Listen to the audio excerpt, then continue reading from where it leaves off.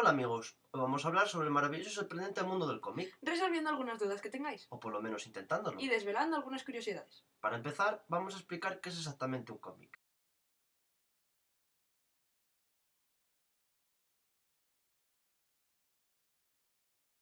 Se llama cómic o historieta a una serie de dibujos que constituyen un relato, es decir, que cuentan una historia, con texto o sin él.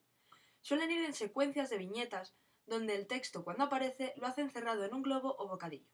Es decir, los rasgos más destacados del cómic son su carácter narrativo, donde se presupone un soporte temporal de un antes y un después, de la viñeta que se está leyendo. Las historias que se narran o cuentan son de diversos géneros y características que pertenecen a la cultura e imaginación del autor. A partir de aquí, vamos a dividir dos vertientes, por un lado el cómic occidental y por el otro el manga japonés.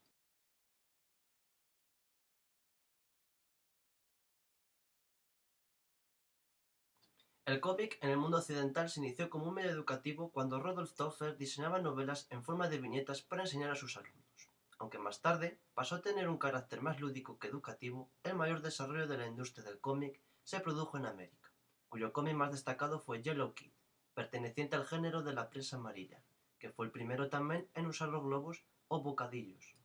En Europa no se desarrolló de la misma manera, ya que se dirigió a un público infantil. Más tarde, se utilizaba como medio satírico y reivindicativo en los periódicos debido a la amplia libertad de expresión que estos proporcionaban. Los primeros ejemplos de manga fueron las caricaturas Zen.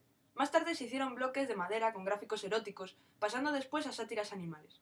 En la segunda mitad del siglo XX se pasó a un público infantil, más parecido al manga que conocemos hoy en día, debido a que se comienza a imitar mucho las historietas norteamericanas, pero al mismo tiempo existía una censura muy estricta por parte del gobierno impuesta a los dibujantes, y a finales de los años 30 empezaron a tener influencias políticas y militaristas que daban aviso a la Segunda Guerra Mundial, usándolos con fines propagandísticos.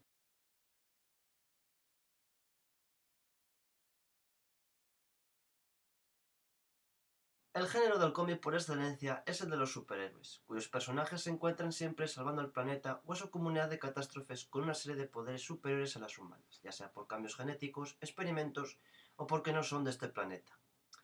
Este género se inició en 1938, con la creación de Superman de la editorial DC, y solo un año más tarde surgió la que sería su gran competencia, Marvel, con personajes tan emblemáticos como la Antorcha Humana y los Cuatro Fantásticos.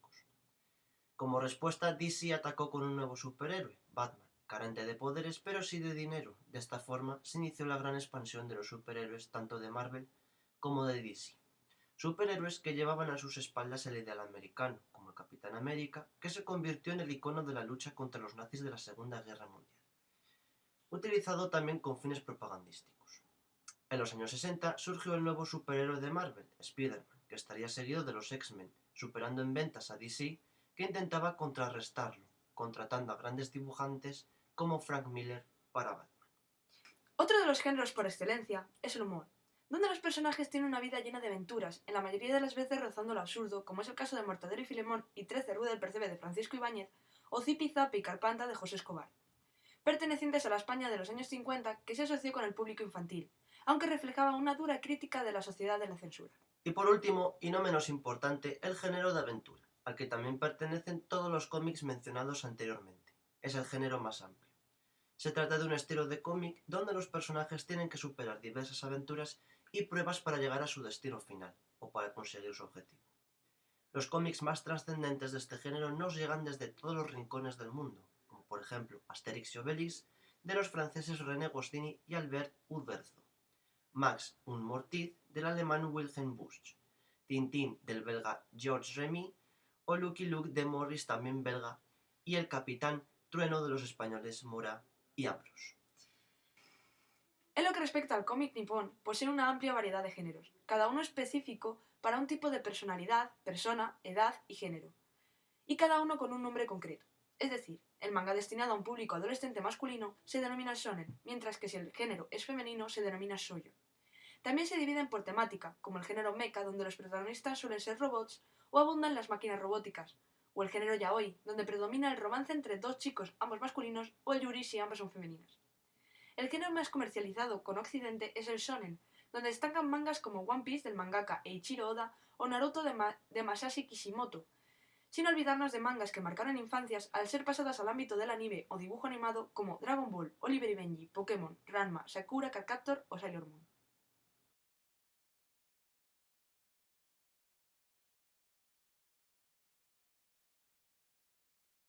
Una de las curiosidades del día es que legalmente solo los personajes pertenecientes a Marvel Comics o DC Comics pueden hacerse llamar superhéroes, ya que es una marca registrada en Estados Unidos. Otra de las curiosidades sería la forma de leer un manga. Un manga, al contrario que el cómic convencional, se lee de derecha a izquierda. A día de hoy, el cómic se cree destinado únicamente hacia un público infantil. Sin embargo, en Japón, únicamente el 20% de los mangas tiene como objetivo ese público infantil. Los mangas que más triunfan son, por así decirlo, los cómics gores o sangrientos y los hentai o con contenido sexual. En lo que respecta al cómic occidental, son más los que van dirigidos a ese público infantil que a otro tipo de público. Sin embargo, los que más triunfan también son los cómics de terror y apocalípticos como The Walking Dead. Otro dato curioso es que los mayores cineastas del momento han decidido pasar las aventuras de superhéroes como los X-Men, Spider-Man y los Vengadores, y de personajes como Tintín, el Capitán Trueno o Asterix y Obelix a la gran pantalla, transformándose en algunas de las películas más taquilleras del momento. También se han transformado en series como Smallville, sobre la juventud de Superman, o The Walking Dead. Por último, explicaremos que los rasgos que hoy conocemos del manga, como los personajes que tienen los ojos grandes, típicos más del individuo occidental que del japonés, tienen su origen en la influencia que ejerció Disney en Osamu Tezuka, autor de mangas como Astro Boy.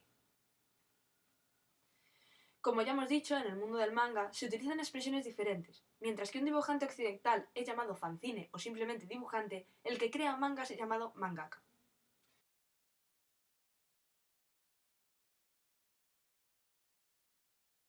Las mayores quedadas de seguidores de este medio de comunicación, donde te puedes poner al día de los últimos cómics, o conseguir ese tan antiguo que llevas años buscando, son los siguientes.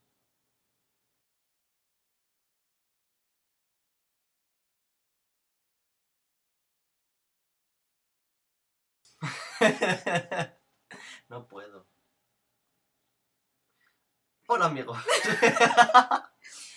No puedo. Hoy vamos a hablar sobre... Voy a empezar. Es que no sé qué ha pasado, me has despistado. Es que le he dado sin querer, jolín.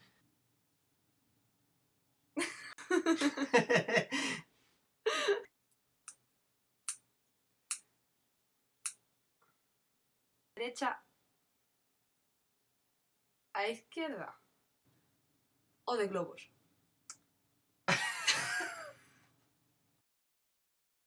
Vamos a explicar qué es exactamente un cómic. Ha quedado mejor el otro, ¿eh? ¿Qué es exactamente un cómic?